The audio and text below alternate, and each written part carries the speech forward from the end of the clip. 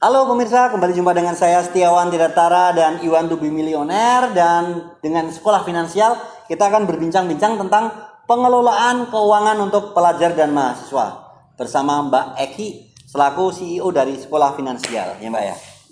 Halo. Ya, halo. Ini menarik ya Mas Iwan ya? Menarik apa? Menarik beca.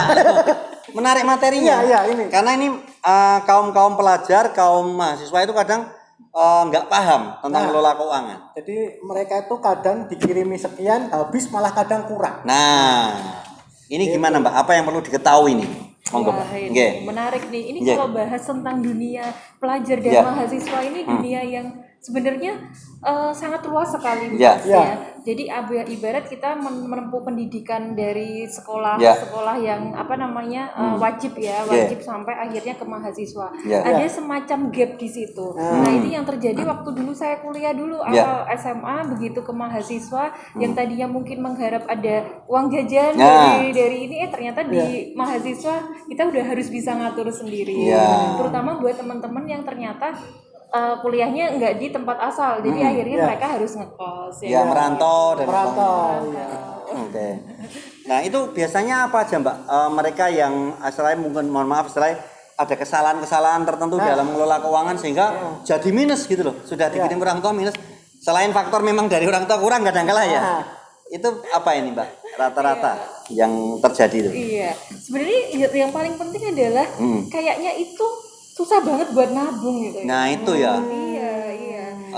Kebiasaan nabung tuh dari dulu mungkin belum terbiasa ya. Iya, jadi mungkin itu yang secara garis besar ini ada kayak misalnya nih di awal bahkan udah ada pemberian dari orang tua, tapi ternyata di tengah bulan ternyata lu kok kurang, minta lagi.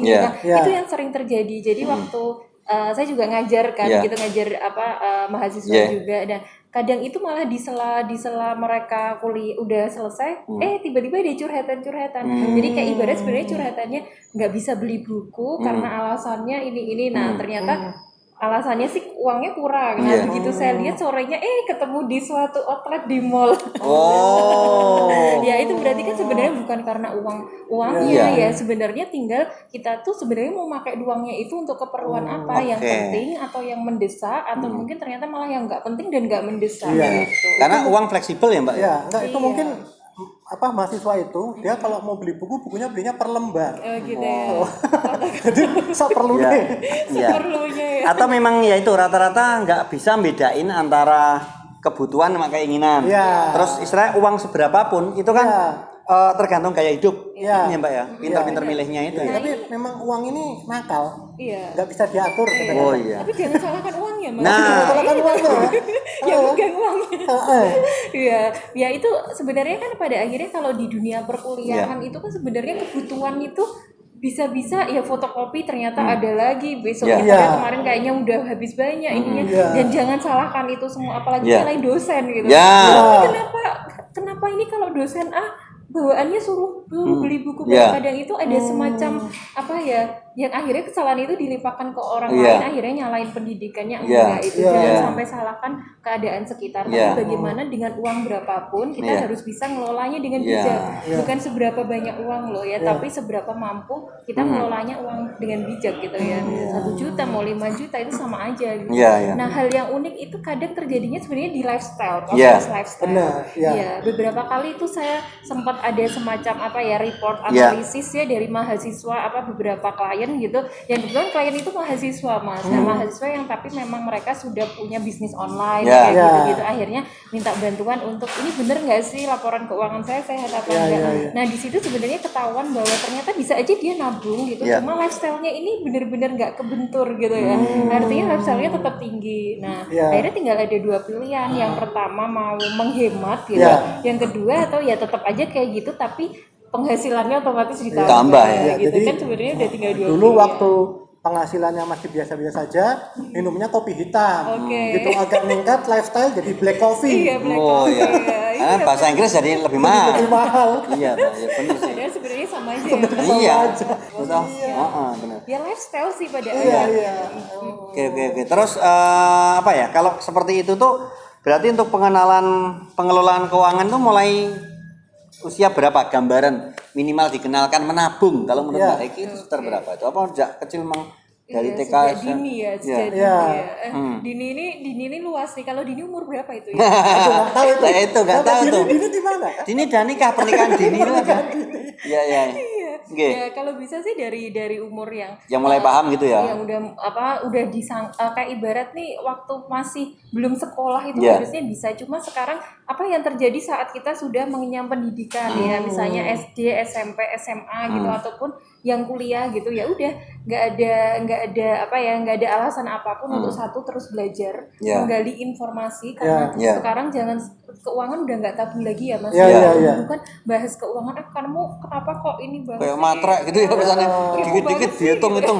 Iya, mate 6.000 ya. Wah, matre itu. Matre banget. Iya iya iya. Nah kalau sekarang itu sudah nggak tabu lagi, udah nggak tabu lagi Iya, karena iya. kita lihat kalau buka Instagram, wah Iya. itu banyak banget ya Mas ya. Apalagi yang ada umur 25 tahun, kalau bisa kamu jadi ini beli apa ini kan ada tuh saya lihat postingannya. Tapi menurut saya ada suatu hal yang tidak pantas untuk dibandingkan gitu ya, terutama dalam hal pencapaian. Karena goal setiap orang itu Beda-beda beda-beda. Beda-beda. Nah jadi kalau pesan saya ya kalau bisa jangan juga samakan kita dengan orang lain gitu. Karena ya itu Setiap orang bisa beda. jadi startnya juga beda. Kita nggak bisa ngeliat wah si A udah punya mobil, ternyata itu adalah hibah ya Nah, dari orang tuanya memang kayak 7 turunan. Iya, iya, iya. atau mungkin memang itu adalah usaha Ya. ya, yang kita lihat adalah prosesnya gitu. Ya. Dan ibarat dengan kita punya terus pemikiran berkembang dan belajar tadi, kita bisa menggali banyak informasi dari banyak hal, tapi juga jangan diterima semuanya. Ada semacam refreshnya, ada semacam ada yang diterima, ada yang enggak. Kita bisa memilah-milah sendiri dan kemudian tinggal tekadkan kita mau bertransformasi enggak menjadi lebih baik atau ya udahlah itu pasrahkan keadaan. Nah, itu lain lagi ya itu kalau kayak gitu. Apalagi tanya. Ya, memang kalau tadi start setiap orang tuh beda-beda ya, mulai itu beda-beda. Kalau di pom bensin ya mulai dari nol. Kalau di lari itu mulainya dari 3. 1, 2, 3, mulai. Oh ya, 321 juga ada ya. Iya, benar yang mana Mas? 1 2 3 atau 3 2 1? Itu mah beda-beda kalau start kita ada 321 ada. 1 2 3 ada. Ya, nah itu sebenarnya yang harus diperkenalkan pertama kali buat para pelajar dan mahasiswa ini apa Apa sebenarnya? nih? Apakah harus ada pemisahan tadi antara need dan want ya? Iya. Seperti itu. Yang pertama tetap nabung itu harus berapapun uangnya, berapapun penghasilannya ataupun berapapun pemberian dari orang tua misalnya yang masih belum bekerja. Nah, yang kedua setelah itu coba kita pikirkan sebenarnya kita tuh mau jadi apa. Itu yang kadang terlupa loh. Sebenarnya nggak nyambung ya, tapi menurut beberapa riset itu sangat nyambung. Kenapa? Karena dengan kita punya tujuan dan fokus ini dalam hal nggak cuma financial goals tapi juga goals secara keseluruhan adalah kita tahu sebenarnya arah kita mau kemana. Berarti saat kita lurus kita ada jalan menggok, kita nggak akan ikut-ikutan menggok Artinya saat kita dengan komunitas ini bisa mengarah ke sana ke suatu titik, ada teman baru yang akhirnya membuat jangan ya udah nggak usah di ini, fokus sama jalanmu gitu kan. Hal-hal seperti itu sih yang harus pertemanan Mas, lifestyle karena pertemanan sosial itu mempengaruhi lifestyle dan lifestyle itu mempengaruhi spending keuangan kita itu. Seberapa boros itu dari situ ya. Lifestyle itu ya, istilahnya apa Mbak? Istilahnya yang menghabiskan uang itu justru di lifestyle itu ya, mayoritas terbesar loh ya. Bener loh, apalagi di dunia entertain kan gitu ya. Sana bajunya gonta-ganti kan kita ganti gitu kan ya. Apalagi mobilnya gonta-ganti kita pengen padahal kita nggak mampu. Apa BPJS istilahnya apa?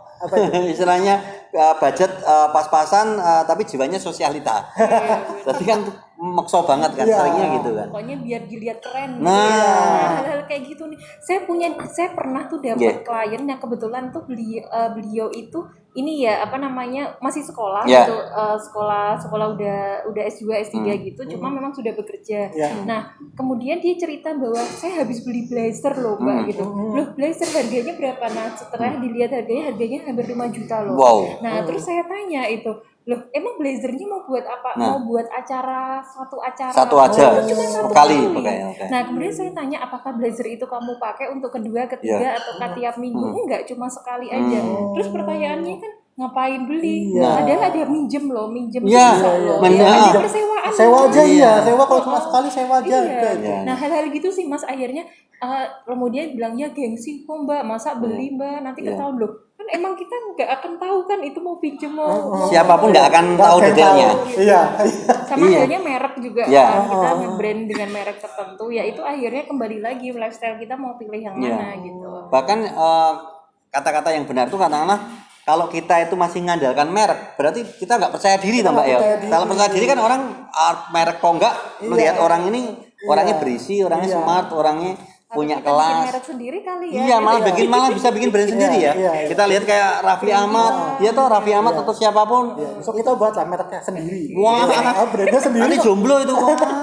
Oke, Mbak.